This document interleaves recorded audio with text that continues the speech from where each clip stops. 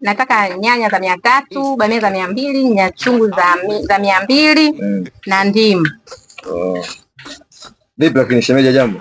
Jambo. Bwana yule ustazi wako wewe sio mtu lugha kweli, yani kama Makonde vile. Nani yule Mpemba yule bwana? Bwana wewe, kuna Mpemba kama yule. Wewe. Jamani nimekuoni nyingi jamani. Kwani nini vipi? Muda wote umekuja gengeni unafanya nini? Nimekuja mimi kunyoa nani gengeni yule. Wewe ndio kae nusu saa gengeni, si ndio?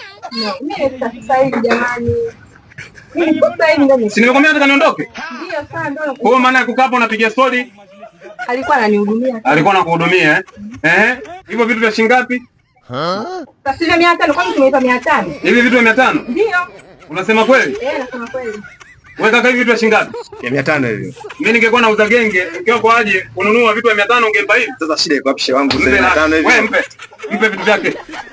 Mpe vitu vyake, hivyo vitu sio 500. Wewe unataka mimi nile jasho la wanaume? Wewe mpe laki. Hivi 500 hivi. Mpe laki, nisikize mimi. Huyu mimi ndo mke wangu, mpe laki. Kwa hiyo umegaili kununua. Kamba kijinga, mpe laki. Nyingine ukija gengeni. Chukua muda mfano. Baba, mimi nataka niondoke niende kazini, una mchechochesha mkao. Umechesha nini? Pumbavu wewe. Kuwa makini na genge lako. Umesikia? Nitakutoa mshipa. Wewe vipi wewe? Wewe tanuksi kwenye genge yangu wewe.